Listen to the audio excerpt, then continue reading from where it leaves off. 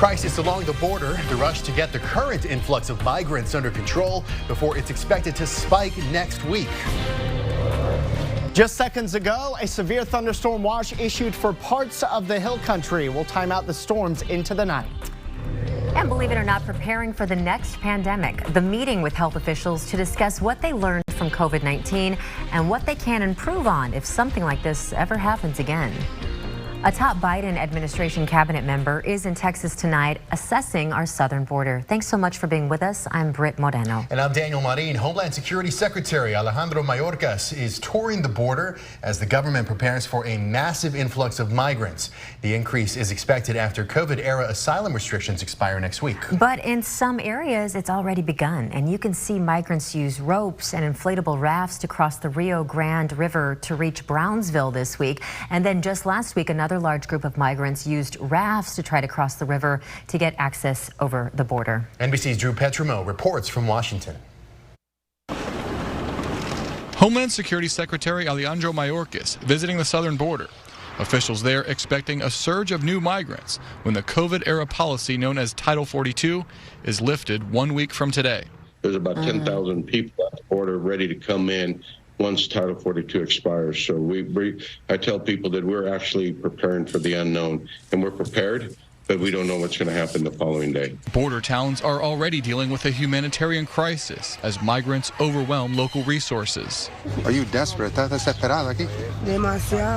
I'm very desperate, Maria Angel from Venezuela tells us, next to her 10-year-old daughter. I don't have anything to eat. I don't have anywhere to sleep, she says.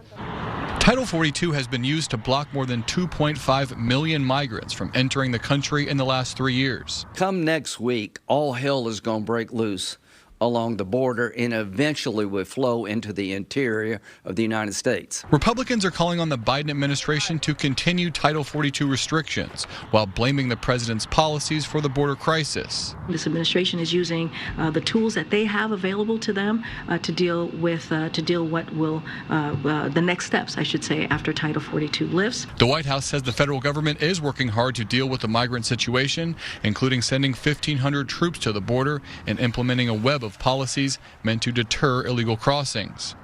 Drew Petrimo, NBC News, Washington. Today, a bipartisan pair of senators announced they will introduce legislation to effectively extend Title 42 restrictions for 2 years. That proposal would need 60 votes in the Senate. That's unlikely to happen before the current restrictions expire coming up on May 11th. At least 4 members of the far-right organization, the Proud Boys, have been found guilty of seditious conspiracy in the January 6th attack on the U.S. Capitol. A Washington, D.C. jury reached the partial verdict this morning.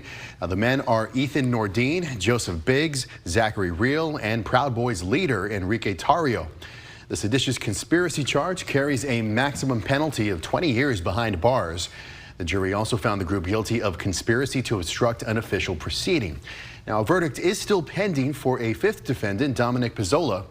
The Proud Boys trial is the 3rd seditious conspiracy case to go before a jury since the Capitol attack. After an intense manhunt spanning 2 cities, police captured the suspected gunman who killed 1 person and left 4 others hurt in an Atlanta hospital. 24-year-old Dion Patterson entered Atlanta's Northside Hospital with his mother for an appointment, authorities say, and that's when investigators say he killed 39-year-old Amy St. Pierre, a CDC employee. 4 other women were injured.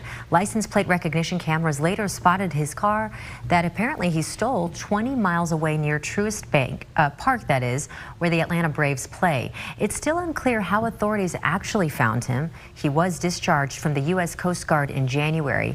Patterson's sister tells the New York Times that he hasn't been mentally stable since being discharged. The man accused of killing 5 of his neighbors, including a child outside of Houston, is now formally charged with murder.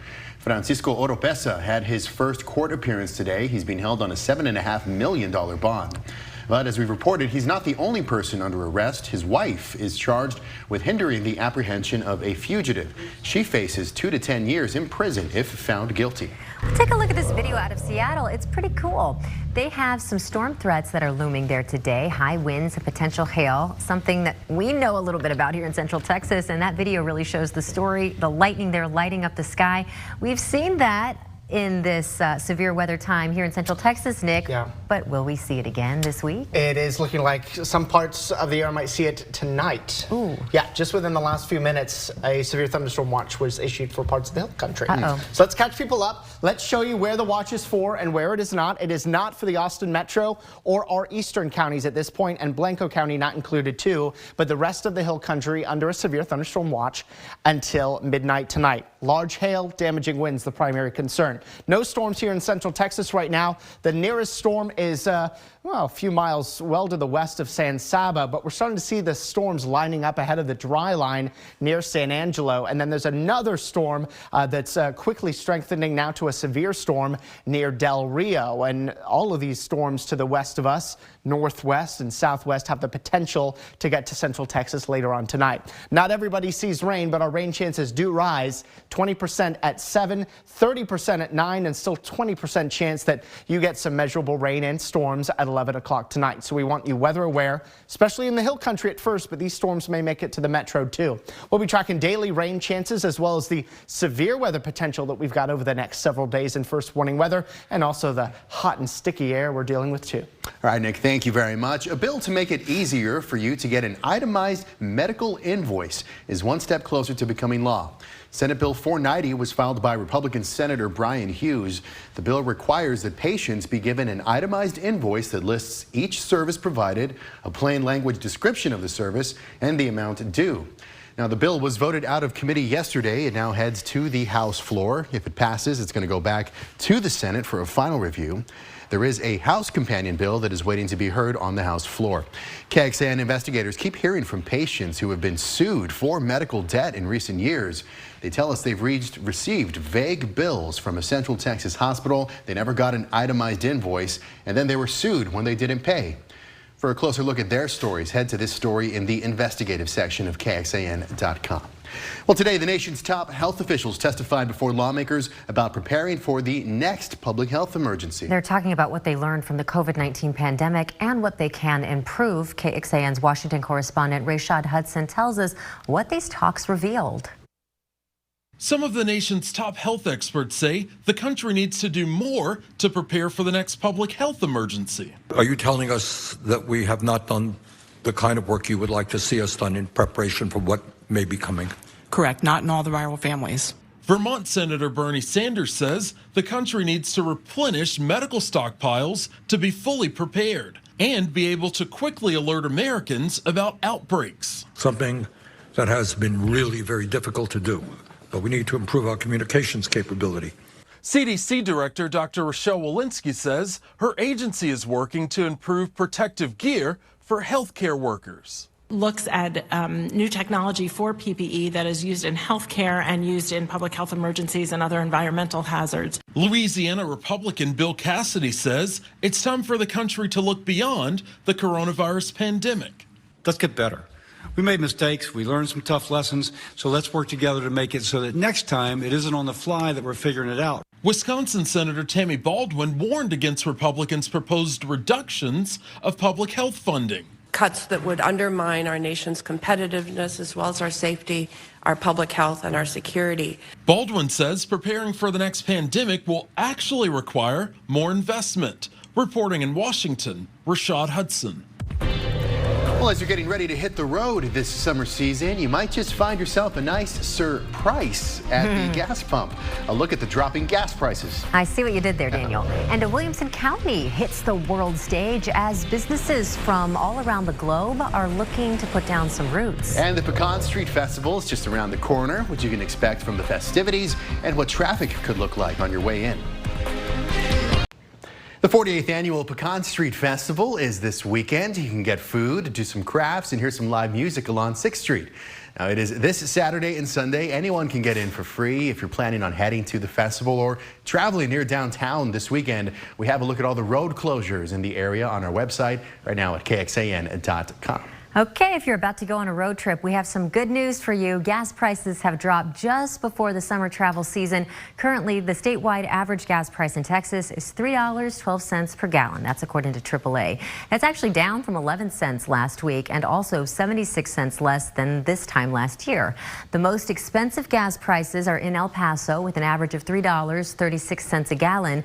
Looking at other metropolitan areas, Austin and Houston both come in a little lower at $3.14. San Antonio's average gas prices are just over $3, and drivers in McAllen in South Texas, they're paying the least at $2.88. Final preparations for the coronation of King Charles tomorrow, but some Londoners are not happy.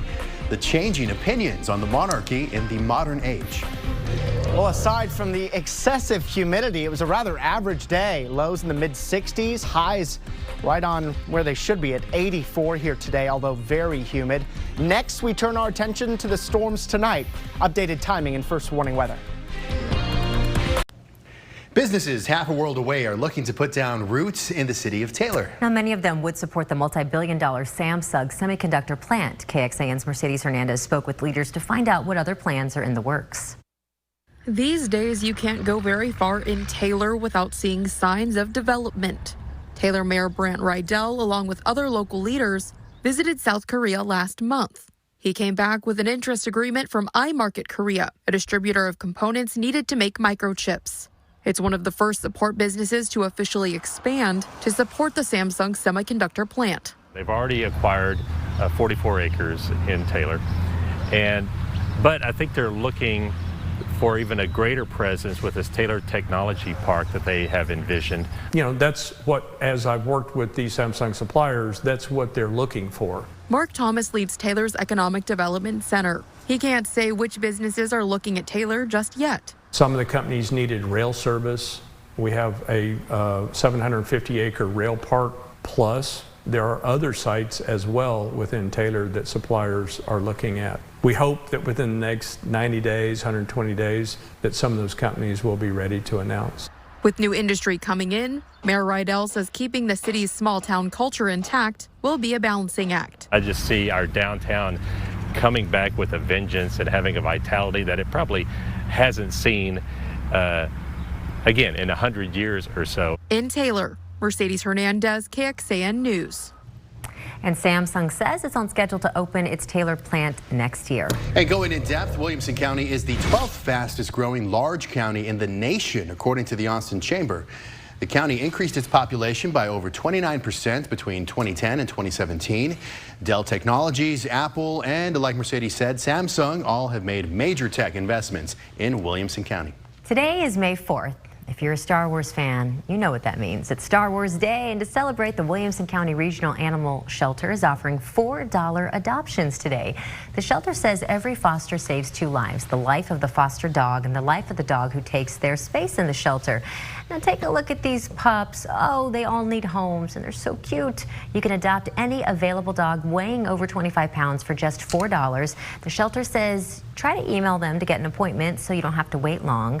But walk-ins are welcome from noon to 6 tonight. So you have time. You have like, what, 45 minutes just about to get over there if you're interested in bringing home a furry friend or a bunny. Is that more your speed, Daniel? No. I just didn't mean to interrupt you. It looks like just one bunny is available. A little one bunny. Maybe that was a mistake, because I think they're supposed to be over 25 pounds. So that would be one big bunny if the bunny's over 25 pounds. You need a forklift to bring that thing home. Hey, we're watching some storm potential tonight. Okay. Still some uncertainty regarding the coverage, but let's get to the maps and show you areas, 2 areas, distinct ones that we're watching here. One due west, northwest, and you can see a cluster, a broken line of storms starting to form northeast, around, and just southwest of San Angelo. This will slowly be tracking eastward here into the evening and has the potential to head toward the hill country. And then we also have this cell right here over Del Rio that also has the potential, it's a severe storm already, to move into parts of central Texas later on this evening. Still no model, no weather model that we have is a perfect computer model. It's our job to try to pick the best one to represent what we think is going to happen this evening. This one here picks up on that Del Rio storm getting close to the metro as we get, say, between 7 and 8 o'clock tonight, whereas the other storms try approaching the hill country.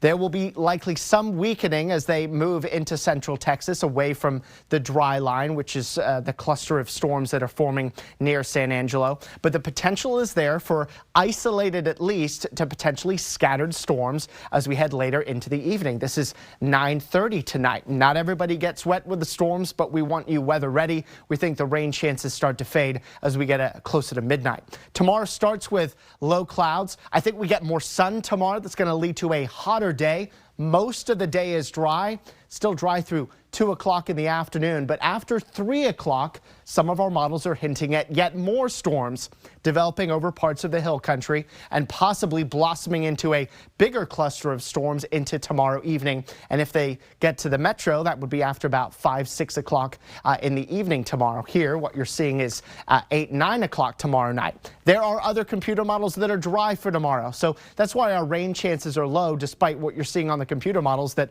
some show a lot of storms. Severe weather threat this evening is a 2 out of 5 for most of the area. Main concern is going to be for large hail, to a lesser extent damaging winds. Localized flooding is a possibility, but not our chief concern, and currently not expecting a tornado here tonight. I've upped our rain chances, though, to 40%, especially for the hill country. Overnight lows of 71. Clouds thickening up through the night. Rain chances at 30% tomorrow for the afternoon and evening. But with more sun, it'll be a hotter day as we head for 90. Severe weather threat tomorrow. Highest west of I-35 with a 2 out of 5 risk. And we also have a severe weather risk Saturday. Currently a 1 out of 5 for the metro and the hill country. The other big story, the heat.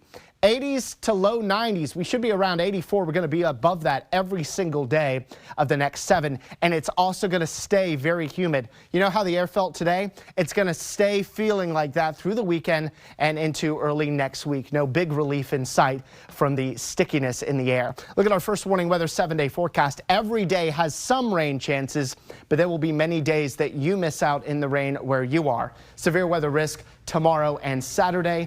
30% rain chances continue through Monday. They drop a little Tuesday, but then they do start to rise as high as 50% by next Thursday. Nick, thank you so much. Now, if you're gathering ideas on how to revamp your backyard, you will want to stick around because we'll be taking a sneak peek at Austin's outdoor living tour. The City of London is working through final preparations for a celebration really unlike anything they've ever seen there in about 70 years. Festivals, parades, a massive concert, all centered around this weekend's coronation of King Charles III. But some people aren't too excited about this. The new king will face what seems to be shifting opinions about his rule.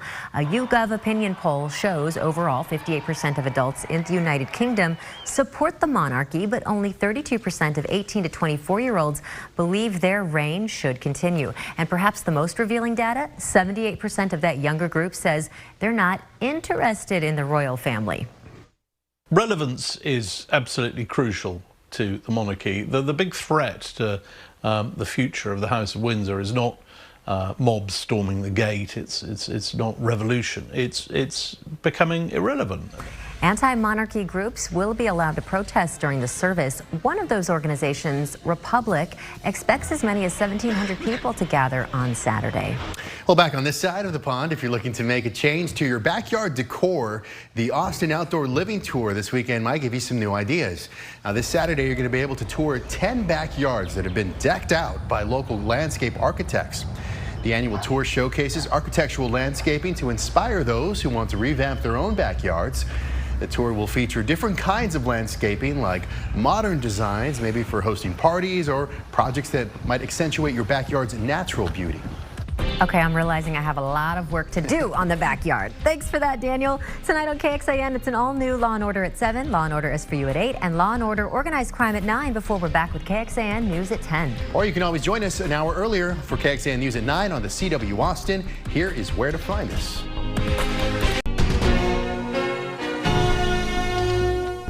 Thanks for listening to KXAN News Nightly. You can also listen to KXAN News Today every morning for more in-depth coverage of what matters most to you.